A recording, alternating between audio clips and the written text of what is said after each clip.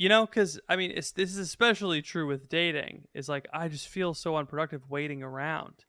Oh, You're imposing the. This maybe is Dr. Ethan's dating corner. yeah. You are imposing a rule upon yourself that is not real. Yes. Guys don't like it when girls ask them out. Fine, we have it. We have a solution for this. If you really want to work around, however, you can also just ask a guy out. Yes. There's no good Catholic men in my town. If only there were other towns. And then it's like, well, I don't want to leave my family. Okay, then you want to stay with your family more than you want Well, you already a guy. And that's Yeah. okay. That's fine. But you have to be honest with yourself. You have to be honest with yourself.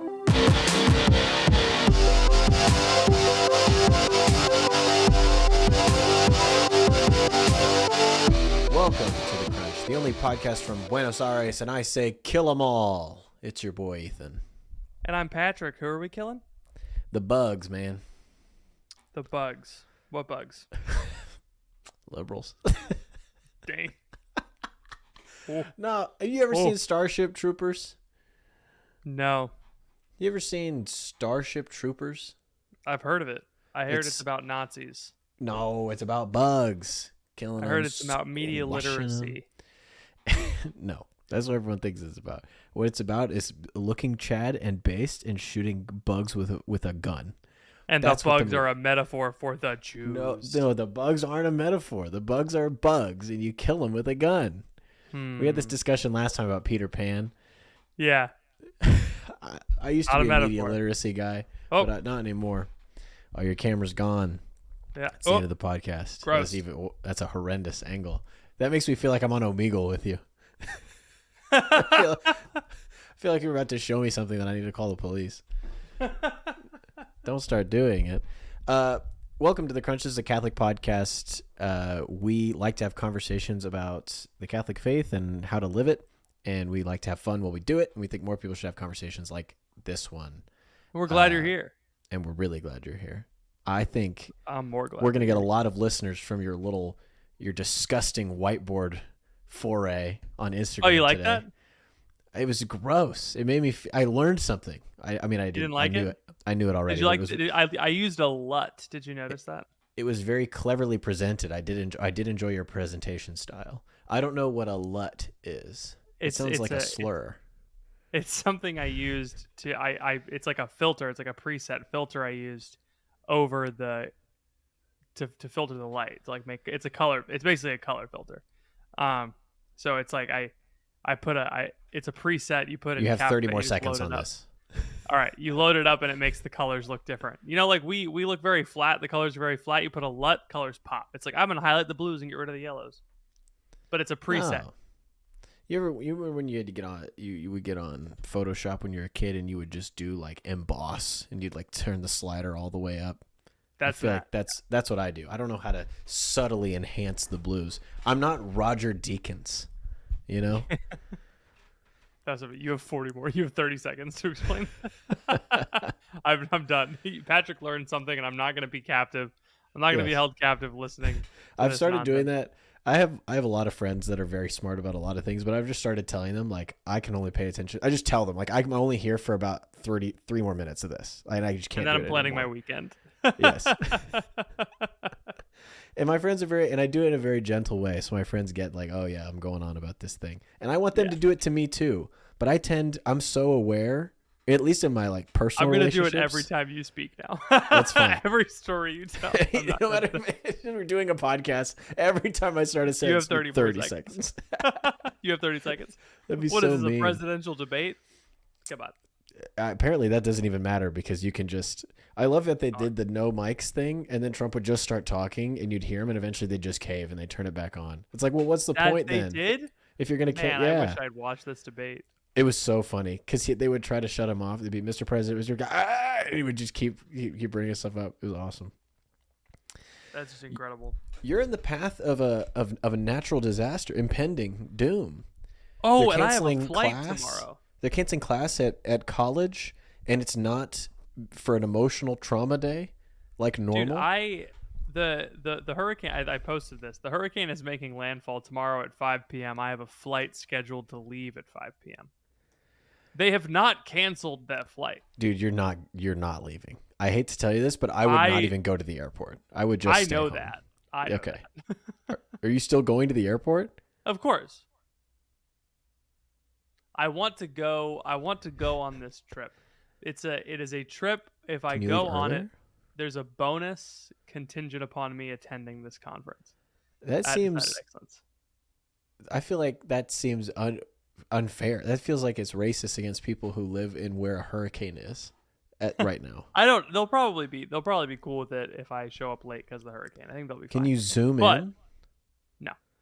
You can't get the bonus from Zoom. They want everybody there. They want to encourage people to show up. And I do want to go. It was to really increase fun the synergy. Yeah. Yeah. It was really fun last year. Is this the one where you did the casino? Yeah. You told me about the it was casino. very fun. And you turned into Kevin from that one episode of The Office. Yes. Yeah, where I'm like, I won the World Series of Poker, 2s and 7s, double, no limit, Texas Hold'em, and I'm like, I suck at poker. I'm bad. Just fold pre. That's all you need to know. Fold. That's it. But the problem was, I remember I told you, the problem was there was a nice sweet mom who was there, and she was sitting next to the dealer, and the dealer was like, "Oh, you're so sweet. Here, you should raise on that. Those are really good." Oh, that's the worst, dude. Boo. I would sue the dealer. It's like, first of all, I know you're not bluffing because that would be 5D chess for you guys to have colluded to know that. Yeah. Like you have some kind of system in place to lie, and so I'm just gonna fold. What do you expect me to do? It's a tough spot to be in. But I mean, you have all the information you need about your opponent, which makes for great poker. You can exploit it. Because if she's raising, you know that she thinks she has a good hand. Yeah, and you can kind of put her on a range, you know? So it's like, oh, if you're raising, you probably have a pocket pair, or you've got something, you got some nice cards that could lead to have showdown value, you know? Yeah. So you can exploit it. Because then you come in with a 7-8 suited. Oh, you hit the flush on the river. Come on. She doesn't know. She thought she had 2 pairs. She thought she won. She has no idea. Oh, boy. I'm saying, bro. That's Vegas, baby. And the people at the blackjack table were absolutely cleaning up. Like, we thought we were wheeling and dealing, but blackjack, we were like, ooh, hundreds, thousands. The blackjack table was like, yeah, I got $100,000 in chips. It's like, What would it take to get you in Vegas with me for a weekend? Probably $500 in a free weekend. One hotel room. No wives, just you and me. Ocean's 11 marathon. Watch all. It would be so funny to go to Vegas just to watch Ocean's 11 and then leave. We stand, you and me at the end. We stand at the fountain and just kind of like look at it and then go. That's the only. And we're Vegas still watching it on our phone. We put our phone up on the little banister and we're like watching it. People are walking by trying to get a picture. And we're watching the movie. We're watching the movie. Yeah. I'm sure we wouldn't be the first to do it. That'd absolutely be funny. Not. Yeah. Boy, howdy. But yeah, no. So now the hurricane is worse. The fact that they haven't canceled flights yet. Now they haven't. Wait, was that it? No. You got to check in. All right, no. I did check in. I checked in for the flight. Nice. Tampa's closed. Jacksonville's closed. Not Jacksonville. Pensacola Airport's closed. Those are Orlando not closed. Right on the other side. So we'll see. I mean, we're gonna get we're gonna get something, but I don't know. I might make it out that night. How do you feel about the fact that you're abandoning your family at their time of greatest need? It's just a hurricane. What's the What do you mean it's just a hurricane? We're not getting hit. The path. We're not in the direct path of the hurricane. Joe Biden is going to sadly fly over Florida and look out the window of Air Force One, and then be like, Is he still the president? He is, believe it or not. Technically, he is. He's doing a lot. No, Nick Nevy has wakeboarded in hurricanes that were worse than this one. You could tell me that Nick Nevy's been to the moon, and I would believe you. He's just you can't use the actions of the coolest guy we both know as like a reason why The hurricane's not a big deal. No, It's this like, oh, hurricane's not a big that deal. canyon. Yeah, that canyon. It's Evil Knievel jumped over that canyon, so we don't really have to worry about It's not a going big down in it. canyon. When it's 120 degrees outside, we don't have any water. We can just hike the canyon because Evil Knievel jumped it with a motorcycle. That's what you're It's saying, fine. basically. This is a false equivalence, I It's think. not. Nick No, Nebby's it's the not. Evil Knievel of high school football coaching positions. It's barely a hurricane. Yeah, It's on the other side of the state. yeah. It's fine. It's okay. I could be the Catholic Evil Knievel. We also don't know, like, it's offshore, so like it could go even further offshore. You don't know exactly where the hurricane's gonna go. I could be We're well Virtue outside the Knerchu. cone. Virtue Knerchu. Gesundheit. I don't think his name. I don't think your first name should be evil in any situation. No. I firmly believe in your name should say something about you. You know, Yeah.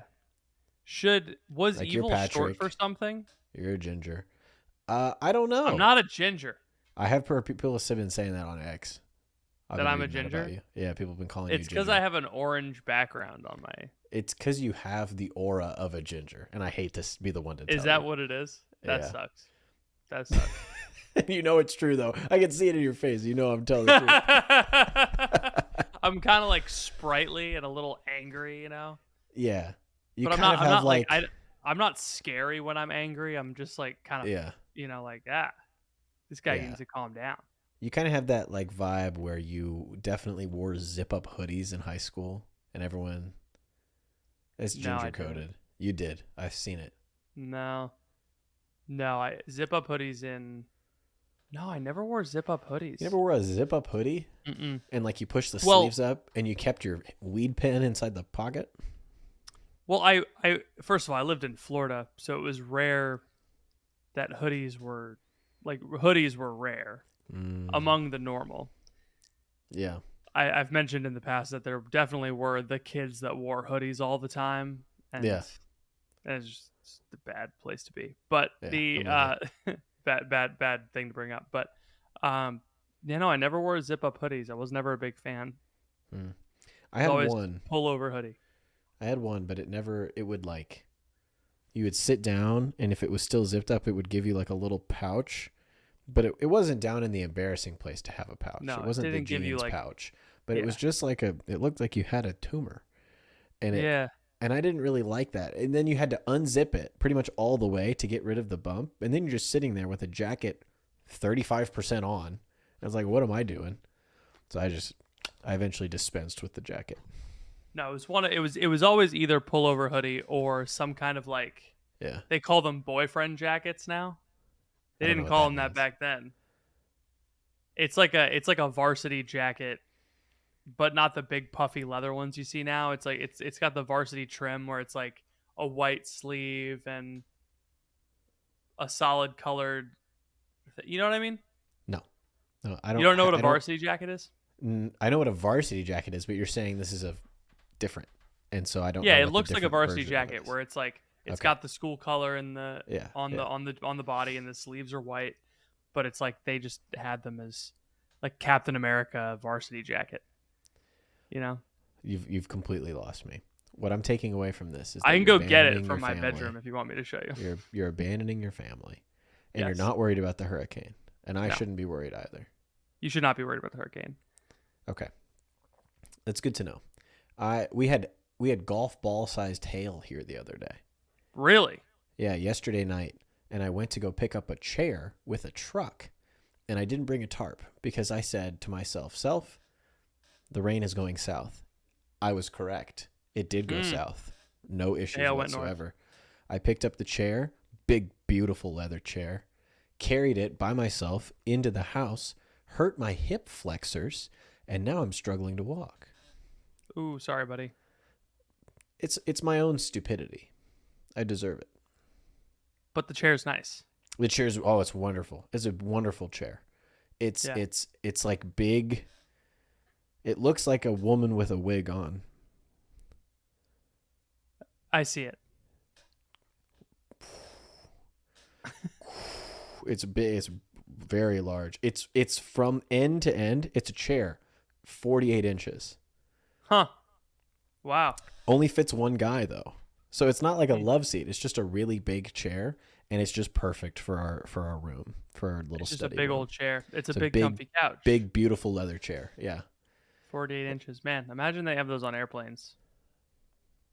I'm never 48 getting inch off the ground. chairs. No, you're not getting off the ground, dude. I got something I want to talk about today. Dude, me too. But No we can way. go ahead and talk. You go first, and I I'll want to go talk about how last. much I hate introverts. Trick, my website sucks.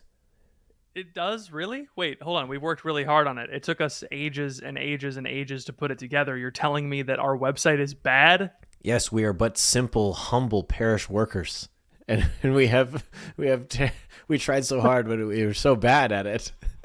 It's probably because I spent all my time studying theology and not digital graphic design. It's probably because I spent all of my time browsing through WordPress plugins instead of actually making the website. That'll do it. I have redone a parish website twice in my career because I was the youngest person on staff. I had to work on it. And most parish websites are clunky, poorly written, and horrible and difficult to navigate. And that's why our friend Dan at Briefcase Marketing is sponsoring our podcast to get the word out to you, parish worker, about how you guys can redo your website for a fraction of the cost of what it would cost you to get it done by like some firm that's not even Catholic. They don't even know about the church. Come on, get out of here. Mm-hmm. And this isn't just parishes. This is any Catholic company that has an old or a cluttered website, or really any company at all. If you work at a small company, if you have a website, Dan at Briefcase Marketing can help you out. This would be a really overwhelming process, Patrick, but they make it really, really simple over at Briefcase Marketing. Yes. Most companies that you contract to write a website for you will make you write out the whole website, all of this stuff. They're just making it look pretty. They're not doing any of the content. Dan will actually write the website for you so that you don't have to worry about what's going to convert, what needs to be above the fold. What does above the fold even mean? He takes care of all of that for you. I just send him every day. I send him photos of myself. I say, put this one on the website, put that one on the website, put this one on the website, make this one a GIF, make it so that I'm dancing with Trump and Elon Musk AI. And he says, no problem. I'll include it on the website. Super easy to work with. Loves putting pictures of me on the website. So if that's your bag, he's got it. Instead of staring at a blank sheet of paper and writing all of your content, he writes everything for you. So takes care of all of that. And if your company or ministry or parish needs a better website, he has a deal that the first 3 people to fill out our form on our website will get a free rewrite of the hero section of their website. It's the top part of the homepage. It's the most important part of your website. So the first 3 people, even if you don't go with them, even if you don't work with them, get a free rewrite of the hero section of your website. So fill out our form at thecrunchcast.com/briefcase. thecrunchcast.com/briefcase. Take you to a form, fill it out, and he'll rewrite the hero section for you. If you love it, he'll work with you. You're going to want to hire him immediately. He's a great guy. Check out his Google reviews. All of his Google reviews are from parish pastors or ministries he's worked with that have given him 5 stars all the way. So go check him out. That's thecrunchcast.com/briefcase. Thecrunchcast.com/briefcase. Thank you so much to Briefcase Marketing for sponsoring this episode of Putting Ethan on Your Parish Website. Do it now. Okay, goodbye. I want to talk about introverts. We talked about Harry Potter a lot. Not hate introverts. Sorry, Phoebe. I know you're listening to the podcast now. I'm just kidding. But I saw this thread that was like how to talk to introverts at work. It was like this guy was like how to talk to introverts, and he was like, instead of what introverts wish their leaders said at meetings. And it was like, instead of saying, instead of saying, oh, let's all go around and share a fun fact about each other, say, like, let's stop and consider a fun fact, then we can share it all in an email later. And I was like, you just need to be an adult about that. Just have a fun fact. This is not a surprise. At 30 years old, you should know a fun fact about yourself. You should just have one on lock. I'm pulling up it doesn't even need to be that fun. Pulling up the thread. And so I said, what introverts wish leaders said in meetings and things not to say. Number 1, let's take a moment to think this through. Introverts appreciate time to process information before speaking. This is one of those like Sigma things where it's like it's just true for everyone, you know, and they're just making it Yes. like, yeah, who doesn't appreciate time to process information? Okay. Number 2. Oh, hold on. They're not posted in order because this guy doesn't know how to do a thread. Okay. Then it goes to number 6. Let's go around the team and share a fun fact, which is the one that you just shared. Number 3. We'll be discussing XYZ in our next meeting. Please come prepared with your thoughts. That's just called running a good meeting. That's how you set up your next. That's just good. Number 2, if you have more thoughts after the meeting, feel free to email them to me. Again, this is just a normal thing that people do in meetings. Number 5, you should try to be more outgoing in meetings, Patrick. That's something you should not. You should not say that to an introvert. You should try to be more outgoing in meetings. Yeah, God forbid you want someone to contribute their thoughts and opinions. Number 4. So this is the last one. You are so quiet today while thinking. Okay, so this is an insane thing to be like. So don't say this. You are so quiet today, and it's also assuming that the person is thinking, I guess you don't know much about this topic. So you're just putting your own. You're just assuming malice and putting your own insecurities on the other person in this fictional situation, and then saying, "Don't do that." That's like, who is this helping? Yes, sir. This is the worst thread I've ever read in my life. So I'm curious to hear your thoughts on the introverts. Don't say, hey, why haven't you sent that one email you needed to send today? Yeah. Instead, say, would the whittle baby like a whittle nap? Be an adult. Come on. Send the email. It's I have hard for social people. anxiety, so I can't make a phone call. Your job is to make phone calls. And say it's fine if you do it enough times. You'll get better at it. My camera is on the fritz. What's happening? My camera is on the fritz. My camera is on the fritz. Omegle I think we time. just stick. I think with this we stick with the Omegle angle. I don't want to stick with the Omegle angle. I don't like the Omegle. It makes me. What I've learned about these cameras that we have is that the micro HDMI is the most supremely finicky port in existence. I've never had this problem. My camera had this exact problem. It doesn't. That's why I don't use it anymore. It's because this same thing was happening to me, and eventually the camera feed and it just never worked. So you don't use. Wait, you're not using your camera right now? I'm using my Logitech C920. Oh, interesting. Okay. Webcam, yeah.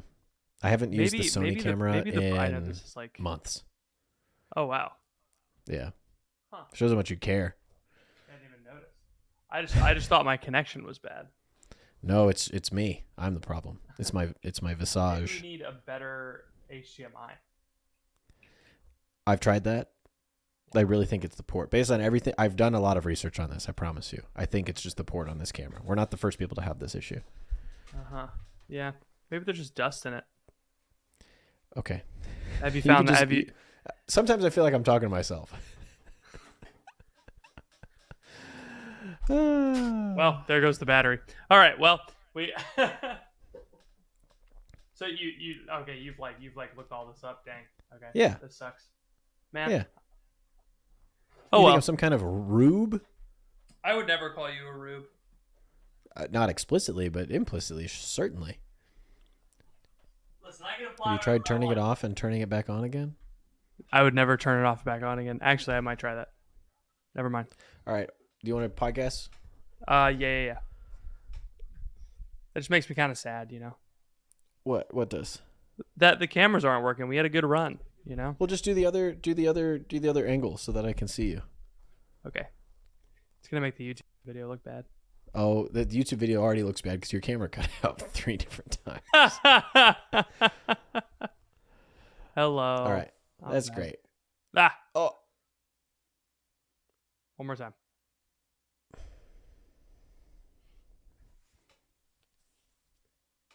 All right. Where were we? What were we talking about? We were having a lovely conversation. Try turning it off and back on again? About the little baby. This dovetails with what I was going to talk about today, and I think yes, good. This is great. I'll say my thing, and we can kind of combine them because I think it's the same spirit at work that is upsetting both of us today. Mm-hmm. So, I saw a post, and this is kind of a Dr. Ethan's dating corner thing in a certain sense. Ooh. This person said, nice. Someone needs to write a book for Catholics who have discerned their Oh vocation yeah. is marriage, but are still single. It feels so unproductive just waiting so I can live my vocation. And Also, you'll first of all, I see, guarantee you someone has written that book already. I guarantee, yes, Lisa Cotter, Yeah. Kevin Cotter, Amen. the OG goats. The dating Um, detox. I hate. There's been a lot of, and then I replied to that, and some people got upset with me about what I said, and which is fine. But I think Patrick, you and I have learned some things about life. It's hard to talk to people who are maybe single or people who struggle with like that workplace anxiety that you were talking about in your introvert thread, because people will just look at you and me and be like, oh, well, it's easy for you guys. You're married and you're just naturally outgoing at work. Married. You're just naturally married. Yeah, well, it's easy because you're already married. Like it just, and you found someone that you liked early on in your life and you just married them. That doesn't happen to me. Nobody likes me. And also work is really hard for me. It gives me a lot of anxiety. And I just the thing that really set me off was someone in the replies was saying to me that your life's circumstances are more important than the actions that you take. Like who your parents are, how you're born, the city that you're born into, the family, all these different things that like are out of your control. She was arguing that those are what make up your life principally. And I was just like, I wasn't gonna morally object to it in the moment because I don't really like to get into like you're wrong or you're right arguments on Twitter because it doesn't really help. I was just like, that's just not how I see it. This is how I see it. Is the extent to which I will argue anymore. Yeah. But I actually think that that is an unchristian understanding of life. That is because I think God gives us free will and wants us to, over time, learn to choose what he wants, to conform ourselves to him. Yes. Which can happen in any life circumstance, right? So to say that some life circumstances are more likely to have vocations or some life circumstances are more likely for people to be successful than others, it's true in a superficial sense. But in the actual sense of what makes a life good, you can choose good with every choice every single day, no matter what your circumstances are. You know, you could be living in the slums in a favela in Brazil, and you could still choose the good every single day, right? Because that's your choice. It's no one else's. It doesn't matter where you are, you know. And so, and I just think the same thing about the introverts, right? They're like, oh, well, this is how I am. There's no way around it. So other people have to adapt to me. I can't possibly be the one to change. And I just think we'll put padded cells around these people and treat them nicely when they really just need a splash of cold water in the face. Like, come on, you can't do nothing. You got to do something, you know, just do, you can do anything. Yeah. You just got to pick something, unless you don't really want it. Like, unless you don't really want the thing you say you want. Mm-hmm. You know, because I mean, this is especially true with dating. It's like, I just feel so unproductive waiting around. You're imposing this maybe is a Dr. Ethan's dating corner. Yeah. You are imposing a rule upon yourself that is not real. Yes. Guys don't like it when girls ask them out. Fine, we have we have a solution for this. If you really want to work around, however, you can also just ask a guy out. Yes. There's no good Catholic men in my town. If only there were other towns. And then it's like, well, I don't want to leave my family. Okay, then you want to stay with your family more than you want. Well, you already a guy, and that's okay. That's fine. But you have to be honest with yourself. I think, and I think that's true with the introversion thing too. I have very close friends who are introverts. My lovely, darling wife is an introvert. Mm-hmm. It's like, and yet she's had to learn to act in certain ways that are against her natural proclivity in certain situations You know, like she's like, I have to go talk to people, otherwise I'm going to be sad and alone by myself all the time. And it's not my Yes. natural tendency to go talk to people. I have to stop talking so that people will want to be friends with me. I have the opposite problem.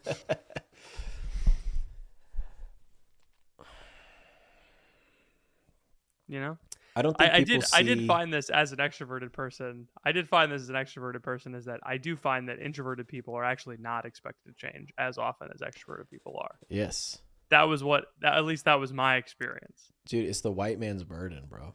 It is the white man's burden. I, I'm kidding, but I very rarely heard, and it's possibly because I'm not an introvert. But I've never, I don't think I've ever said to someone, "You need to talk more." Right. If I want someone to talk more, I simply get them to talk more by asking them about everyone's favorite subject. Right. This is the other core. thing.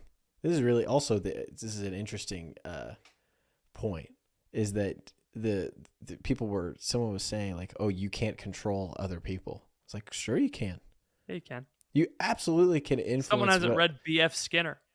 I don't know who that is, but I really love his chicken. It's P.F. Chang. Sorry, Yeah. I'm confused. This is another Hormozyism, but he's like, I can make people do lots of different things, right?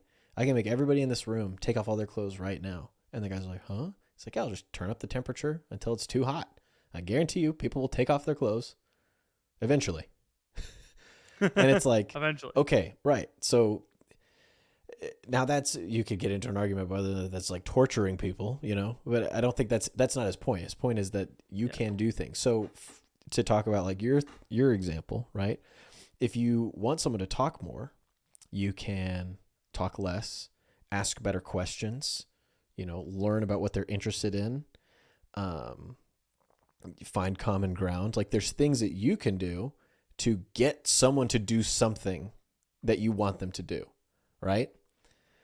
In the same vein, when it comes to dating, women understand this, I think, intuitively. There's things that you can say, ways that you can dress that will garner you the attention that you might desire. I'm just throwing that. I'm not saying it's good or bad. I'm just saying it's possible. Hello, it's me from the future. Well, in this podcast, I'm from the future, but for you listening, I'm from the past. And if this ad gets used again, I'm even more in the past. But I'm not in the future for the future me that's recording a future episode that this ad is in.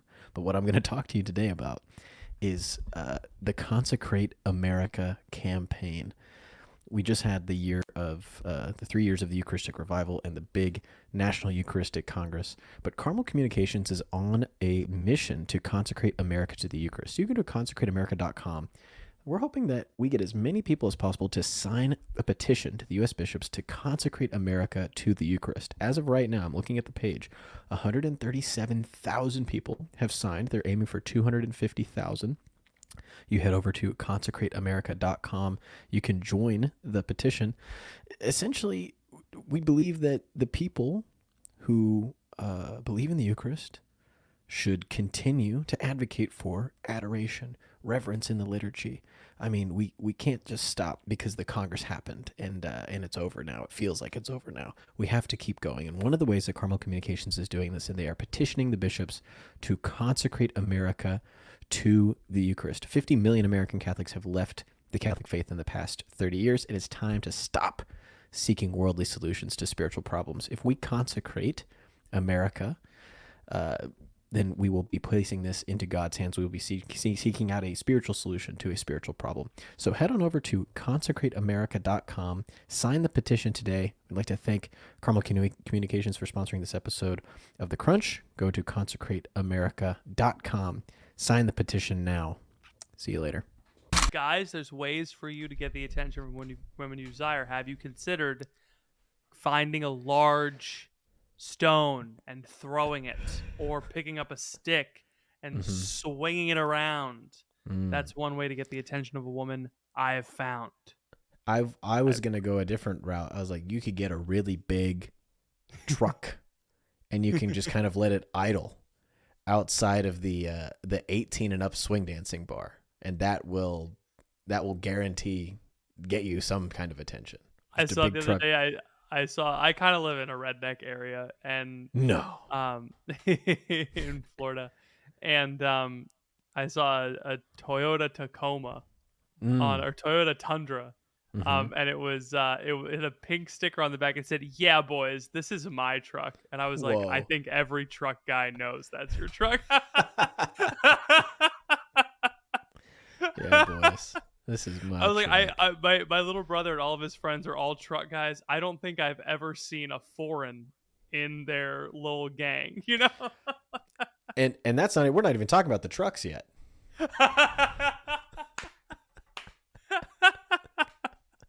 That was good. Nice.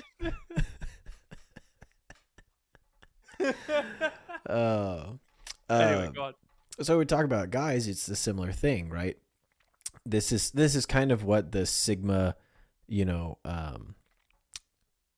pickup artist type thing is about, right? But that's a very crude, manipulative almost way to go about this. Yes. Right? There you can learn how to be charismatic. You can learn how to be a good conversationalist. You can learn how to dress well. You can learn how to make yourself more physically attractive. You learn how to groom yourself better. You can learn how to lift weights. Like there's all different kinds of things that then on the other side that men can do to then get other people to do the thing that you want them to do. So I just don't buy this like, well, it's all just kind of like, I know that marriage is my vocation, but now I'm just here. I'm just waiting for it to come true. Like your Princess Fiona in the damn tower waiting for Like Prince Charming. You know? it is funny because it's like there's assumed agency. It's kind of hypocritical. There's assumed agency in the discernment. I have the ability to like figure out God's will, and now that I've done it, it's my job to just wait for him to deliver it to me. It's like that's kind of the opposite. It's God's job to will, and yours is to act. You know, it's Yeah. you've got this kind of backwards. His job is to decide what happens, and your job is to make it happen. Kind of, you know, like that. Your job is to go do the will of God, whereas it seems kind of. I think this is a trap that a lot of us fall into with discernment. Is like discernment is just instead of discerning God's will, people discern how what they want is actually what God wants. That's what people do when they discern. They sit in their Yep. room and they try and figure out Is how there what any they way? want is Yeah. and it's fine to want things, you know. God uses your desires. We've said this a lot. Everyone says that, but yeah, no, it is kind of presumptuous to be like, I've discerned that my God's will for my life is marriage. Great, awesome. I feel like it could be a lucky guess because Yeah. most people are married Right. in the end. I do think a lot of people, this is where people will jump in and say marriage is not a vocation, which I tend to agree with because it's just like the ordinary state. You know, there's nothing different about it that is unique, right? Most people, billions of people throughout all of history have gotten married. So it's the normal thing it's not like a special, like, oh, I'm going to go from the default state of humanity, which is singleness, to this different state of humanity, which is married. And that's ding, like, ding, ding. That's I what know it is. you're the guy, you wrote the book on this. So, you know, I'm not telling you anything you don't already know, but that's Didn't not publish true. the book on it, but we'll move on from that. I'll publish it, man. I'll sell it. I'll sell it. Crap. I'll bring it. The first Harry Potter book, 500 copies. Yeah, Apparently. I'll go to door to door. I'll go to door to door in Little Whinging, and I'll sell your book in Surrey. Off the cuff, wherever the hell that is. Who knows? Yeah. So these ladies that are out there and these men that are like, well, this is just I can't control other people, and I'm single, and God has willed this time for me, but I know I'm supposed to be married. You know, it's just I'm embracing the season of singleness. No, why? Why are you embracing the season of singleness? I don't know any person in my life who's like, I think God is calling me to be single, that would not get married or date someone at the drop of the hat if it was like the right person, you know? It's like, they met a hot guy. Yeah. If a hot, beautiful hunk of meat walked through the door, you'd be like, sign me up. Grab the A1. Let's get going. I know you have thoughts, so I want to hear what you have to say. I think people, I think it's hear me when I say this. I'm going to explain the nuances here in a second. All right. Singleness is not a vocation. Correct. You can't be called to be single. Yes. Um, you might end up that way. But I got canceled by Big Camera. I know. Well, no, you're not getting canceled. You're the single Catholic women on X are hearing about this now live, and they're coming in and they're climbing up your walls. Oh, he's gone. I'm still here. And he's back. Keep going. Well, and it's a lot. Some people do end up single, but it's through no fault, whatever. But they did try to get married anyway. I think it's just what people say when they want. I don't understand what singlehood is. It's You're not going to hurt anyone's feelings. I just know people that are not married and they're old, Yes. so they're probably not going to get married. They do amazing things for the church. Sure. But I think if you were like, "Hey, would you like to have gotten like yeah, they probably would have rather have gotten married and had kids." You know? And so it's like there's a poverty there. It's like saying that marriage is for children. And it's like, "But what about the infertile couples?" And it's like, "Well, that's something that's gone wrong." And it's no one's fault. Mm-hmm. It's just it's not right. Anyway, consecrated virginity is just different than singleness, and I think that's what a lot of people miss is that no one is called to singleness outside of that. I don't know. Mm-hmm. It's hard to say called. No one is called to it because God wills it to happen. I don't know. I'm not worried about hurting someone's feelings. I'm more worried about speaking in a way that like would be misconstrued. A friend of mine messaged me on X and said, "There's a Latin word I learned from insert star of Little Rascals movie here, controversial star, not the other one. Oh, not our account. That this Latin word basically means failure to launch, and it's when you aren't married, ordained, or in religious life. And I think it kicks in at 33. So there's just like a Latin word that exists. He doesn't remember what it was. That that describes this state of person, right? That like something misfired, right? You were set up, raised, ready to go, and then it didn't happen for whatever reason.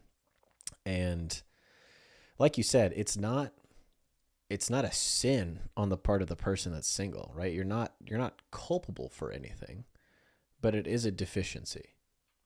And I think if you to ask any single person, like, do you experience being single as a deficiency? They'd all be like, yeah. No one's like, oh, I have more, you know, maybe more time to freaking read a book, maybe. No one likes dating, especially not people who are dating. Yeah. I did. I based on your this is connected, I promise. Sure. You mentioned the 6th Harry Potter movie, and I was like, I'm gonna rewatch this. So I rewatched the 6th Harry Potter movie. Was I right? It is pretty slow, but it does have some moments. So like, there's that scene in like the hospital where Ron is unconscious and his girlfriend runs up and she's like, he's speaking, and all of the professors are like there. Yeah, Dumbledore has the best line. Yeah, Dumbledore is like there, and then Snape is just like. Just chilling. Anyway, it's funny because it's like it's usually you don't have the adult plot and the kid plot together, and so they're all there. And Ron like in his sleep goes Hermione, and they're all like looking at each other, and Dumbledore goes, to be young and feel love's cruel sting. And I was like, that's how I feel watching these movies and seeing these questions. I'm like, to be young again and feel pain. It's so funny because Dumbledore's like 600 years old canonically, and so he's just like seen it all. Classic. Anyway, it is Saturday. I'm about to watch some college football. I got the K-State polo on. As some of you know, my love for college football is another indication in my further swing to the right that you might have noticed on the podcast.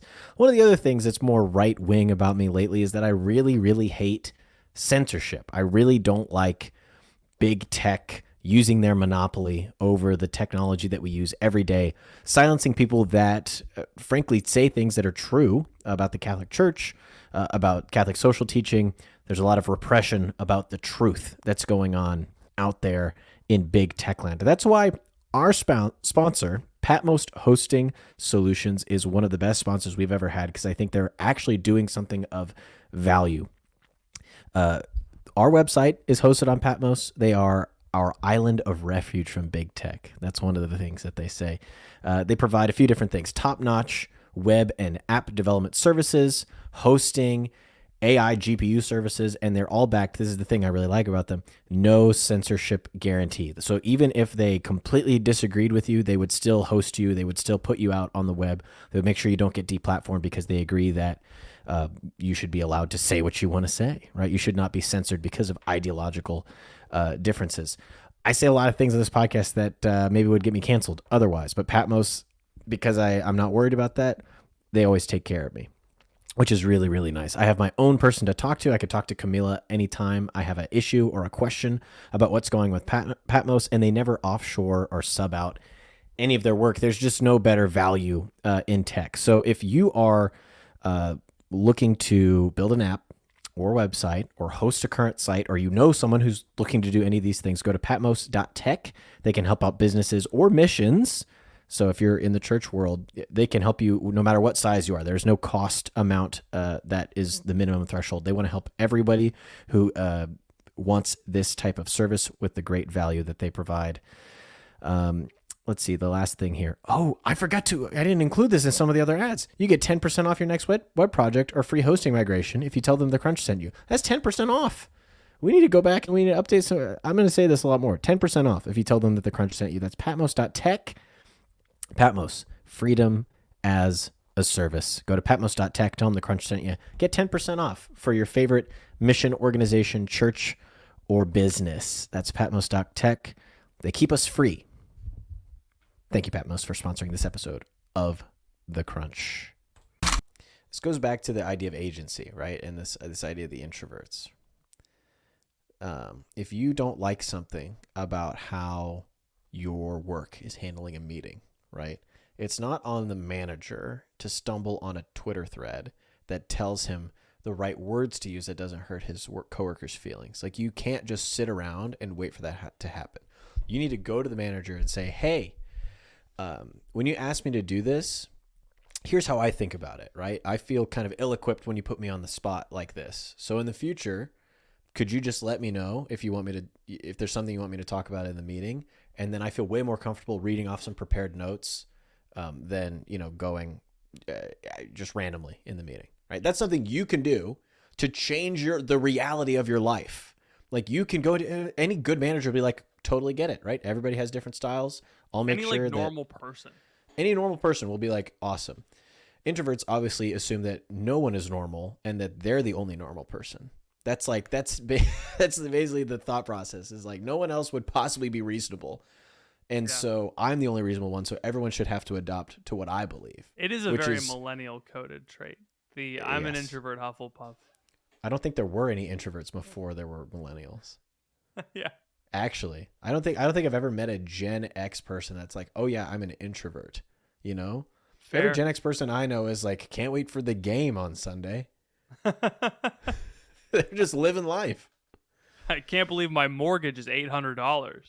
I got some of those New Balances. They've really done a good job on their branding. I think I'll buy it. I'm not racist. I hate everybody equally. Oh boy. I didn't vote for Trump in 2020, but I think I might have to in 2024.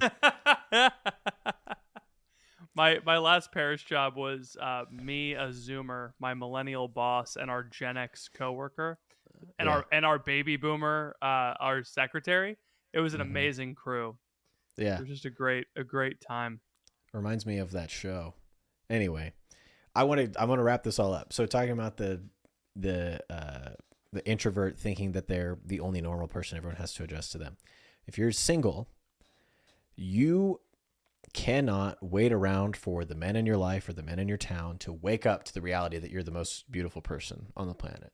And men, you cannot wait around for all the women in your town to wake up and realize you're the most chivalrous and holy guy on planet Earth. That's not how it works. Because that's the assumption that everyone else is wrong and I'm right. So someone out there has to change to fit me. Mm-hmm. And that just, like, if you just think about that in any other context, like traffic laws, you know, Yeah. or just like business, like I'm going to do business in a new way. I'm actually going to have costs that exceed revenue, and everyone should subsidize it, which is what some businesses do. But That's what Amazon did. and they made it work. But thinking that you can just go in and break the rules and go in and not and try to get everyone to conform to you is not a good strategy for success. No, it's how you get public art and poetry that's just blocks of text on Twitter. Mm-hmm. It's not real. You have to learn the rules What you can do if you're a guy or a gal is say, okay, this is something I desperately want. I want it more than I want a promotion. I want it more than I want my current job. I want it more than I want to watch Netflix at night. I want this. How do I go about getting it? That, like, you have to really believe in the desire. Like, let the desire really and truly drive you and your actions every day. Instead of, I think we live in a world that suppresses desire. It's like, but you'll figure it out. You have time, whatever. And then they feed you this constant IV of dopamine. And they're like, you don't need it. You can watch Gossip Girl on the CW. And but you need to let it stir up. You have HBO Max included with your Verizon plan.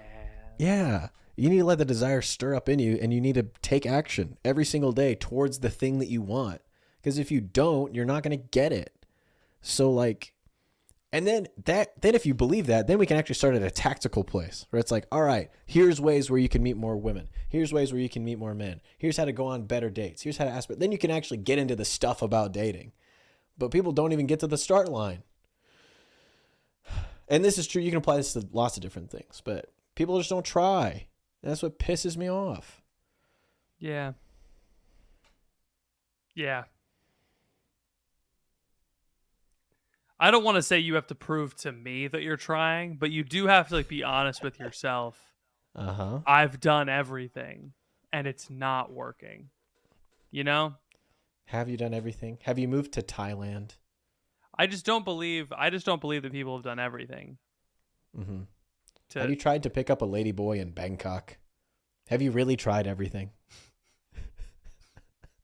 I didn't like that.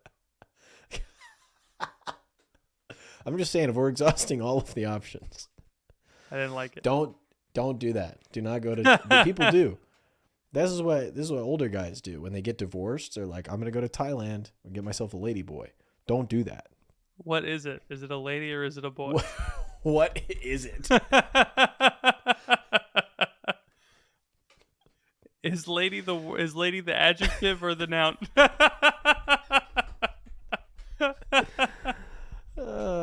It's fun. We have fun on this podcast. I need to know. All right. Anyway, continuing on. Oh gosh, I had something else. Yeah, it's not super important, but I think that's good. I think people will benefit from this advice. You are more in control than you think. Yes. Oh, that's it. Yes. It's you have more agency than you believe. Mm-hmm. That's just something that I think that's one. You and I have gone through a lot of things over the past couple of years that have placed us in this mindset, I think, where it's just a little bit different than where we were a couple of years ago. And so that's why I have a little less patience, because I'm like, you just have to go through a life-shattering event a couple of times. You and your friend, and you have to take turns going through life-shattering event, going back and forth and just having every belief broken. And like, because if you go through no one is coming to save you enough times, and at the same time your friend goes through it at the same number of times, and you're just constantly repeating that phrase, eventually you start to go, oh, no one is coming to save me, I am in charge of myself, my family, and our success. And so like, but if you're single and you've just kind of been employed by the first job that you're offered, like I was, it's just a couple like 4 years ago. It's very much the world that I never would have considered going up to sponsors at Seek and Mm-hmm. getting cards and calling them and trying to set up meetings for sponsorships until I started doing Decided Excellence. Right. Never would have even considered it. I was sitting in my apartment in Newcastle waiting for an invitation to be a speaker, while Right. this kid was like cold calling dioceses and doing talks for free. It's like that's agency, you know? Yes. He obviously wanted it more than I did because he did something about it, you know? And it's like Mm-hmm. that's what you can do. Like you can, if you want something bad enough, you can act and Yeah. you can get it. It's It's just it actually takes crazy yeah, what happens when you just ask.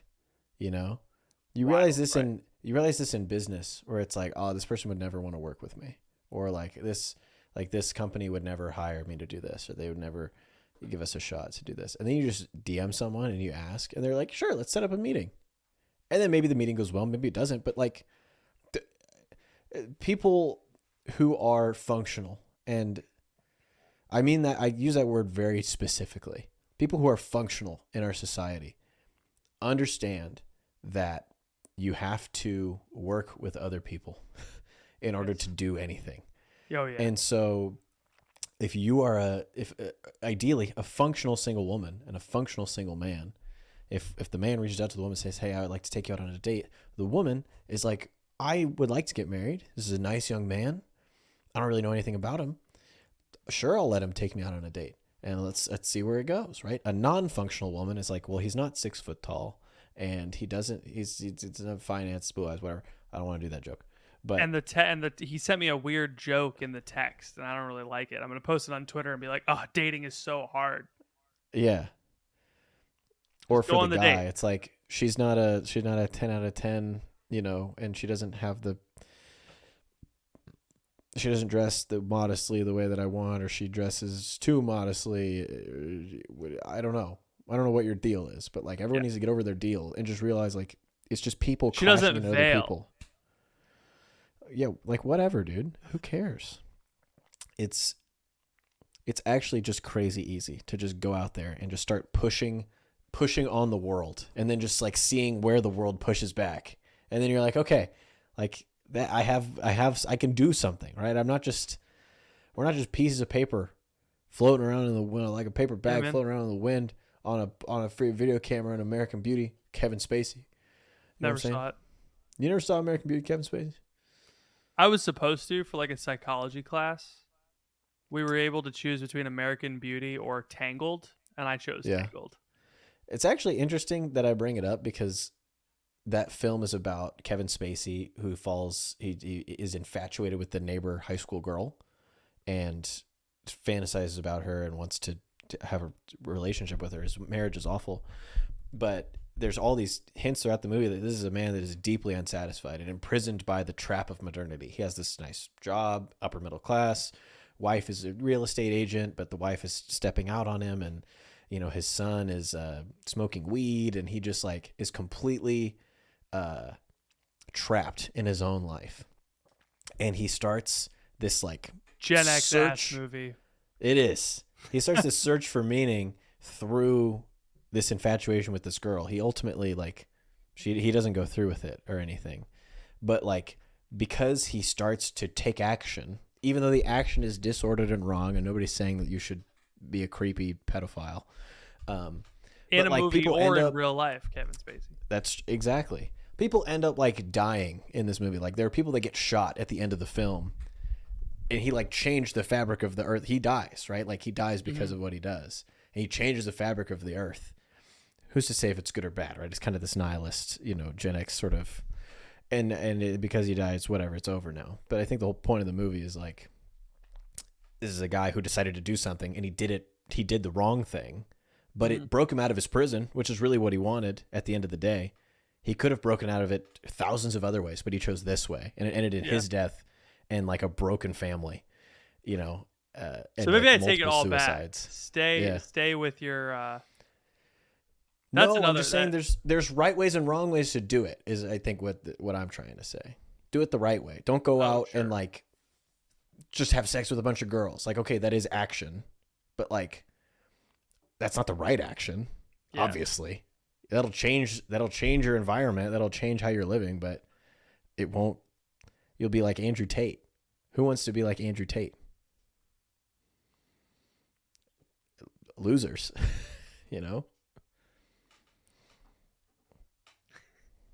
Selling an online course. Who would do that? From a Speaking Bugatti. of, please buy our online course. Thank you. Wow. It'd be nice if you bought it. Patrick's on the hustle and grustle. Yeah, dude. Thanks for our sponsors. Multiple income streams. I'm ready to do the next podcast. What about you? We got to get you to bed that you can go. So that you can go to bed. So that you can travel during your fake hurricane tomorrow. Maybe I should move my flight up. Just try and get out before. I've been trying to say this. You should fly out tonight if you can. Nah, it's too late now. All right. Patrick, do you have anything else for the people? I refuse to let external circumstances determine my actions. I will fly the airplane through the hurricane myself. You're one of the 80% of men that thinks they can fly a plane. Oh, yeah. No, right. Yes. That's true. Thank you all for listening. Please pray for us. We'll be praying for you. We'll see you all next time.